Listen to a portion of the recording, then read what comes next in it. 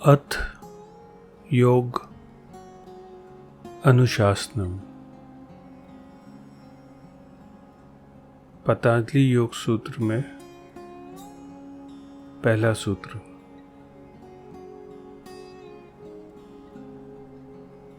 इसमें 3 शब्द हैं, अथ, योग और अनुशासन। अथ को अगर हम समझें तो अभी और यहीं, योग यानी जुड़ना, एक होना, अनुशासनम जिसे हम इंग्लिश में समझते हैं डिसिप्लिन, एक तरह से हम कह सकते हैं।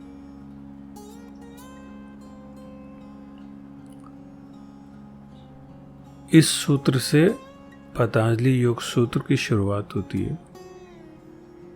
पहला सूत्र है,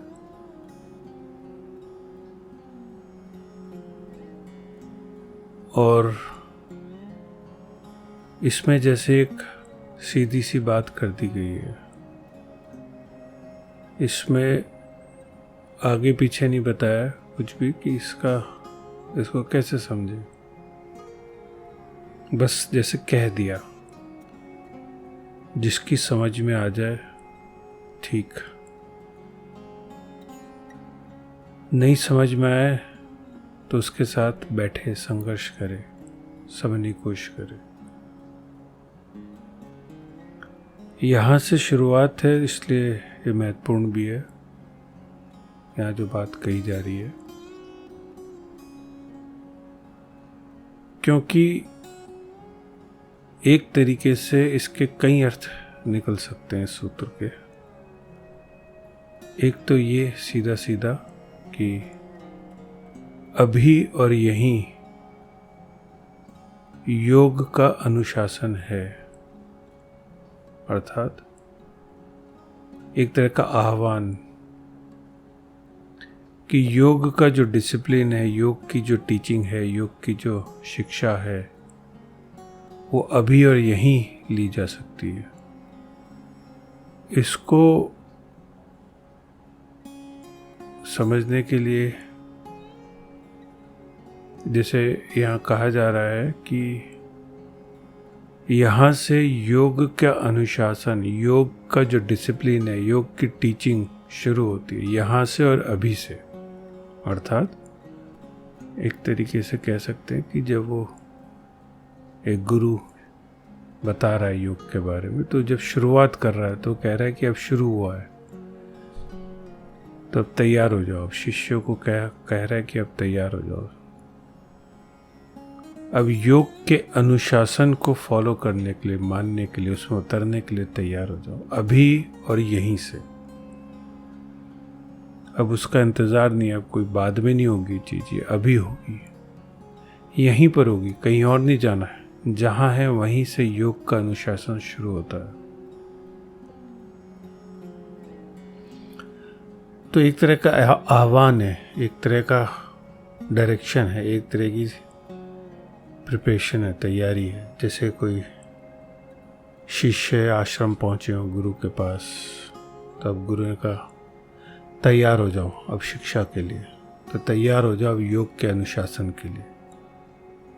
इसीलिए आए हैं, इसीलिए ये चीज़ें सुन रहे हैं, इसीलिए किसी गुरु या टीचिंग को फॉलो करने के लिए आए हैं, तो अब उसको फॉलो करो। तो इसलिए ये एक शुरुआत है। और शुरुआत किस चीज़ की है? अनुशासन की। अनुशासन, डिसिप्लिन। तो अब अगर इस अनुशासन को फॉलो करने की तैयारी है, इस डिसिप्लिन को फॉलो करने की तैयारी है, तो ठीक है, अभी और यहीं पर। तब बात बनेगी आगे, तब आगे चल सकते हैं। तो एक डिसिप्लिन है, एक अनुशासन है, ये पहले से ही, पहले सूत्र में ही बता दिया गया है।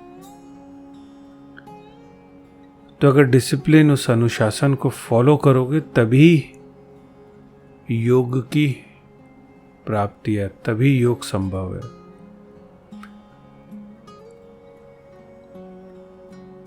तो यहां सीधा सीधा कहा जा रहा है कि नहीं,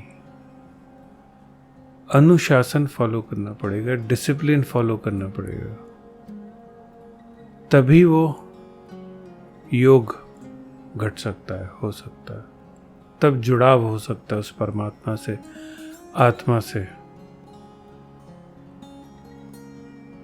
तो ये सूत्र इसलिए समझना जरूरी है कि एक तैयारी है, यहाँ पे तैयारी की बात है कि अब आगे जो बताया जा रहा है उसको फॉलो करने के लिए, उसको मानने के लिए, उसकी प्रैक्टिस करने के लिए, उसमें उतरने के लिए तैयार हो जाओ।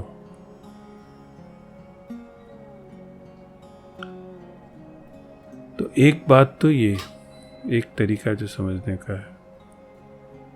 फिर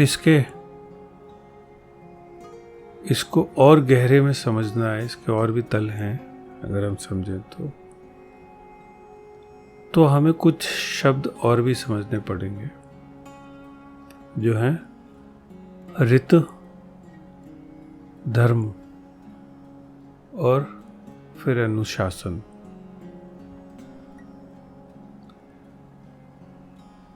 तो इस योग के अनुशासन को समझने के लिए पहले ऋत और धर्म को भी समझना जरूरी है। बल्कि अगर साधना में उतर रहे हैं, किसी भी साधना में उतर रहे हैं, और जो गहरे में जिंदगी के गहरे अर्थों को जानना चाहता है, उसमें उतरना चाहता है, समझना चाहता है, तो